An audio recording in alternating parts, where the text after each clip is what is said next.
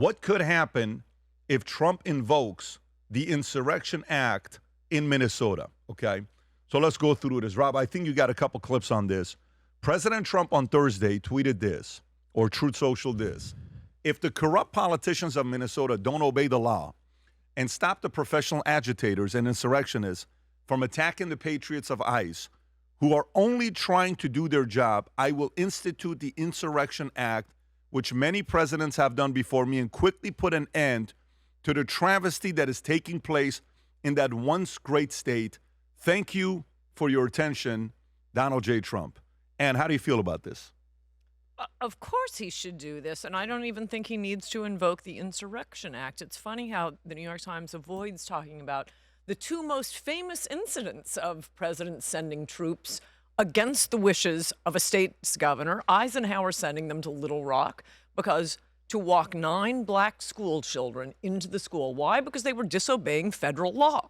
It was a Supreme Court ruling, you can't discriminate. The governors, the mayors were saying, we're going to keep discriminating. And so Eisenhower sends, the 101st Airborne to walk these 9 black.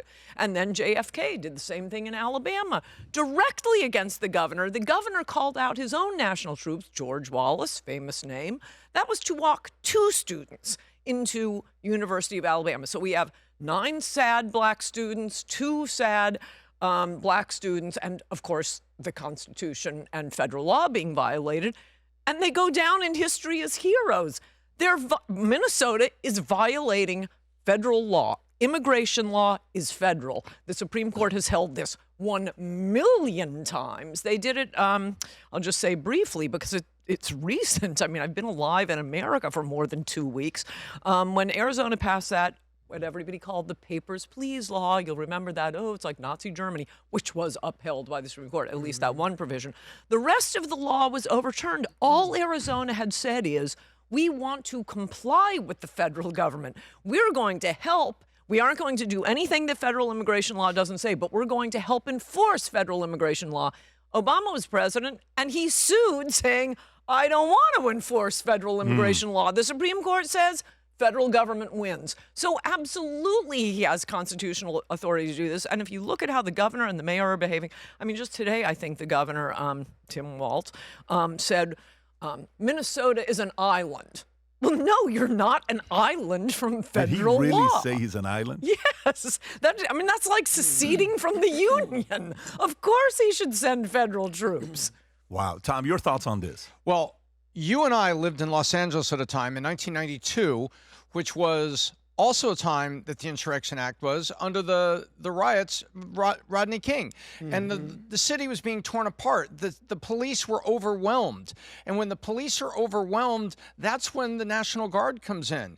This is when, look, a hurricane or an earthquake happens and our governors say, hey, we have a disaster area. I need you to declare me a disaster area so that I can get federal funds. And by the way, can you please send relief people, troops, supplies, whatever it is. And so, we'll ignore the failure of Hurricane Katrina. But in Los Angeles, we had Korean shopkeepers that were on top trying to protect their own buildings. And it was invoked at that time appropriately. This is exactly when it should be invoked. And it's interesting that everybody's clinging to the word insurrection in the media, because that was a word they clung to on January 6th, because they had to make it an insurrection, because an insurrection is the operative term that was in the Constitution that they wanted to pin on, you've created an insurrection, on Trump. So when you look at this, I think not only is this appropriate, it is not appropriate, it's urgent, it's obligatory. It's not should Trump do it, it's why is he waiting for any opinion to say, this is out of control here and I have to protect the people of the state because it's the union. It's one of the states of the union, so I got to step in here. I think he's late. This should have happened the day after the incident happened with Be Good, whatever, Renee Good with the pin wearing. But can we just take a step back? Like martyr du jour. Yeah, exactly. We're watching a state.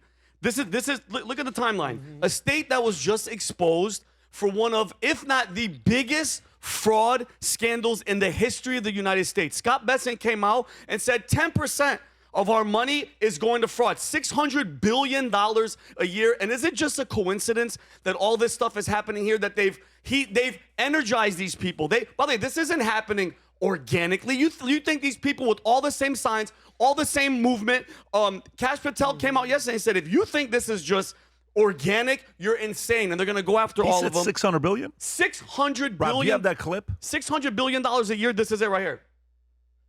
Investigations, and these men and women, they are cool cats. They can take apart a balance sheet, and they can knock down a door and arrest someone. Like, they go out on patrols, they can make arrests. It's this very interesting hybrid force, about 2,500 of them, and they led the charge here. So it was IRS CIs who uncovered the initial fraud and the prosecutions. So it's with that group, with other groups at IRS, and with the powers of the Treasury to track where the money came from, where it's going. We saw this very unsettling news yesterday that many people involved here with the administration of these programs have tried to go back and they recreate documents, change documents. Rob, when does he say 600 billion? We're not going to have that. We are going to hold people accountable. We're going to press this to the full extent possible. And like I said, I think that this may just be, it's a cold day outside, so this could be the tip of the iceberg here in Minnesota, but it's probably may not be as prevalent, but the dollars may be bigger and larger in other states. And just to put this in perspective for American taxpayers, for American families, the GAO, the General Accounting Office, believes that there is somewhere between 300 and 600 billion of annual fraud, roughly 10% of government spending. 10%. That disappears due to fraud. If we can recapture that. You can pause that right there. so how do you not track that, though? How do you not track that and find out who it's Government. going to? Well, wasn't that Doge? Intentionally. Wasn't Doge's job supposed to go in, find all this situation, and just really quick, Pat, if you, because this is where I'm coming from, I'm putting two together. They just got exposed. So instead of going, yeah, guys, let's just face the fire, they take this moment, and because they were pushing it. Tim Walz is like, the Gestapo, this is one of those moments like in House of Cards where they sit there and they wait for a moment to happen and they capitalize. This is their moment. Now it's, hey, don't worry about the fraud. It's Trump is a Nazi. These people are Gestapo. And I just hope that, I know Kash Patel said he's going to be looking into it. Like I said last week, I don't care about basketball gambling. That's a whole different situation. This is hundreds of billions of dollars a year. This is what we care about, and this is all a show to distract everybody from what the real problem is, and that's the problem. They've imported all these people. They're not working, Pat. They're sitting there and they're scamming us, and nobody's gonna care about it. I'm sorry. It's a loop, and the loop we saw over Ukraine. Ukraine gets a bunch of money, but a lot of it's allocated for defense. It comes right back to General Dynamics and Boeing and Northrop Money Grumman, laundering. and all them comes back. They then send equipment to Ukraine. Now they have these billions of dollars. They say thank you through a lobbyist. They say thank you through a PAC. And now the money that Senator Blowhard voted to send to Ukraine has made a loop back, and Senator Blowhard has got PAC money and campaign money back in. And it is an eternal cycle, and that's how they keep stasis. That is their stability, these cycles. And now all they've done in Minnesota is it wasn't a foreign war, it was a systemic fraud loop that they created. Except now the unintended consequence, which the creators or the intentional closed eyes created, was money went to Al-Shabaab, and then some of that money came back. So all of a sudden, in closed rooms, you gotta believe that Walls and others in closed rooms is like, crap. Well, let me do this before I come to you, Adam. I want you to see this. Watch this U.S. rep from Minnesota, Angie Cray. Look what she says here, and tell me if this is helping out. Go ahead, Rob. Yes or no? Do you think Congress should shut down the government over ICE and DHS funding to make a statement? Look, I'm not in the room with leadership, but what I can tell you, what is happening in America, the path that we are traveling certainly reminds me of many of the images that we saw in the 1930s in Germany. And we should stand up to this lawless administration.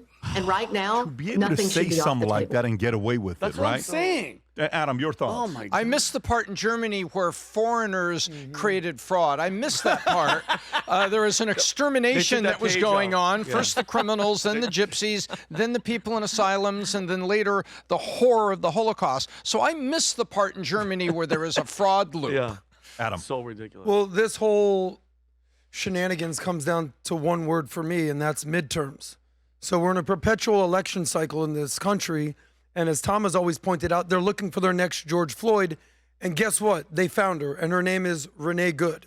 So, by the way, the heroes of the left are a little bit different than the heroes of the right. Rest in peace, Charlie Kirk, absolute hero. The heroes of the left are George Floyd, drug addict, wife beater, woman beater, and this woman who's a weaponized agent against ICE.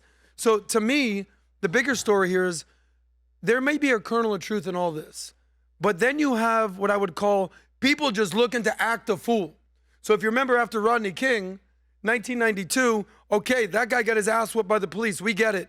But now people in LA want to burn down their entire city as retribution. And I remember after Katrina, they started looting. Yeah. And then the great Greg Giraldo, the comedian, goes, no, I understand you want to get some stuff, but you need a TV and some beer in the middle of a hurricane? Like, that seems a little inappropriate.